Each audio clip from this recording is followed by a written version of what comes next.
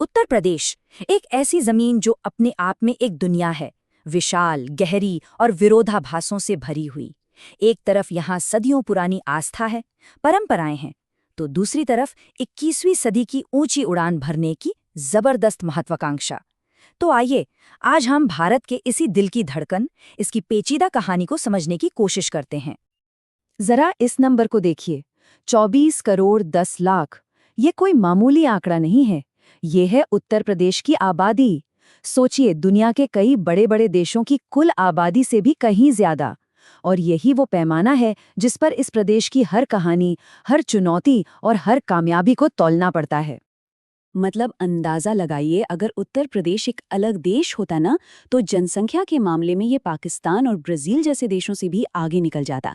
बस इसी बात से पता चलता है कि इस प्रदेश का वैश्विक महत्व कितना बड़ा है और यहाँ की चुनौतियां भी कितनी विशाल हैं। तो आगे हम उत्तर प्रदेश की इस कहानी को 5 हिस्सों में समझेंगे। पहले बात करेंगे इसके विरोधाभासों की, फिर इसकी प्राचीन जड़ों और आस्था की, उसके बाद देखेंगे इसका नया आर्थिक अवतार, फिर इसकी विशाल आबादी के पीछे की कहानी, और आखिर में ये जानने की कोशिश करेंगे कि इसका भविष्य किस दिशा में जा रहा है। तो चलिए सबसे पहले बात करते हैं इसके सबसे दिलचस्प पहलू की। देखिए, उत्तर प्रदेश की कहानी असल में एक दोहरी पहचान की कहानी है। एक ऐसी जगह जहां आपको लगेगा कि अतीत और भविष्य एक साथ एक ही समय में जी रहे हैं। यही तो इस प्रदेश का सबसे बड़ा और सबसे दिलचस्प विरोधाभास है। सोचिए, एक तरफ वाराणसी के वो घाट हैं जहां हजारों सालों से रस्में निभाई जा रही हैं, और दूसरी तरफ नोएडा के चमचमाते डेटा सेंटर्स हैं जो आने वाले डिजिटल भविष्य को पावर दे रहे हैं। ये धरती रामायण और महाभारत की है, और यही धरती आज $1 ट्रिलियन की अर्थव्यवस्था बनने का सपना भी देख रही है। चलिए अब जरा इसकी जड़ों में उतरते हैं, उस पहचान की तरफ जो उत्तर प्रदेश की आत्मा है, इसका हजारों साल पुराना इतिहास और इसकी कभी न मिटने वाली आस्था। ये बात इस इलाके की विरासत को कितने खूबसूरत अंदाज में बयां करती है ना? यहाँ के हर कोने में, हर शहर में इतिहास की एक गहरी कहानी छुपी हुई है। कहीं मुगलों की शान है, तो कहीं नवाबों की नज़ाकत, और कहीं प्राचीन साम्राज्यों की महान विरासत। जरा इस सफर पर नजर डालिए। वैदिक काल की पवित्र भूमि ब्रह्मवर्त से लेकर गुप्त साम्राज्य के स्वर्ण युग तक, और फिर मुगल साम्राज्य के केंद्र से लेकर 1857 की क्रांति तक, उत्तर प्रदेश हमेशा से इतिहास के केंद्र में रहा है। इसने बड़े बड़े साम्राज्यों को बनते और बिगड़ते देखा है, और दुनिया के कुछ सबसे बड़े धर्मों को यहीं जन्म लेते देखा है। और ये सिर्फ इतिहास की किताबों की बात नहीं है, ये आज की जीती जागती हकीकत है। वाराणसी, अयोध्या, मथुरा, प्रयागराज का संगम और दुनिया का सबसे बड़ा मेला कुंभ, ये सब मिलकर इस प्रदेश की उस आध्यात्मिक पहचान को बनाते हैं जो आज भी उतनी ही मजबूत है। अच्छा, तो अब कहानी में एक बिल्कुल नया मोड़ लाते हैं और उत्तर प्रदेश के उस चेहरे को देखते हैं जो एकदम नया है, आधुनिक है और महत्वाकांक्षाओं से भरा हुआ है। 290 अरब अमेरिकी डॉलर, ये आंकड़ा अपने आप में बहुत कुछ कहता है।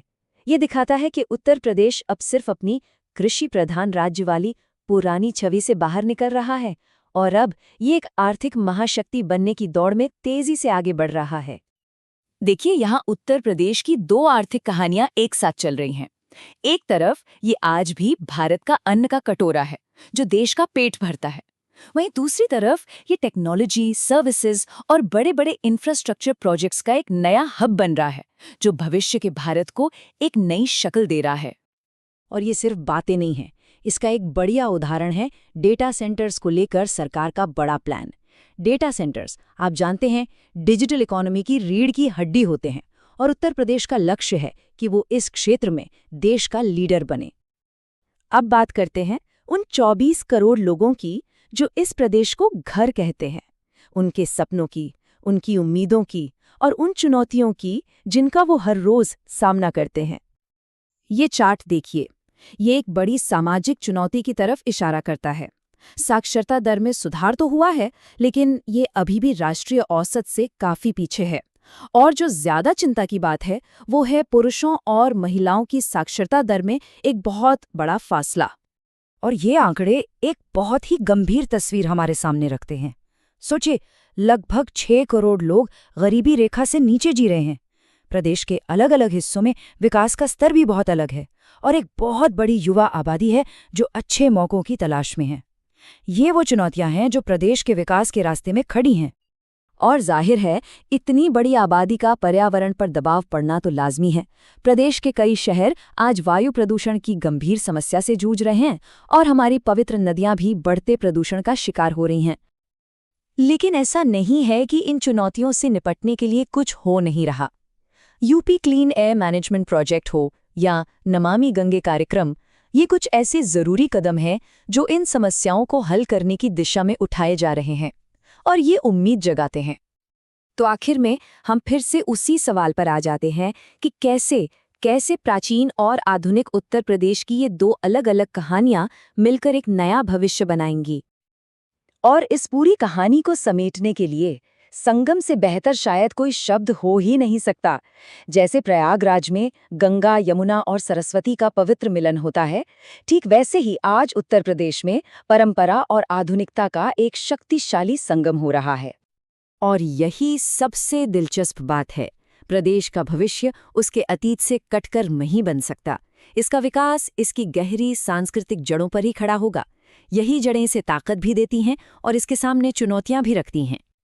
तो सवाल यही उठता है, क्या भारत का ये प्राचीन दिल अपनी इन दो शक्तिशाली पहचानों, एक प्राचीन और एक आधुनिक, को सफलतापूर्वक एक साथ लाकर अपने 24 करोड़ लोगों के लिए एक स्थायी और समृद्ध भविष्य बना सकता है? इसका जवाब तो आने वाला वक्त ही देगा।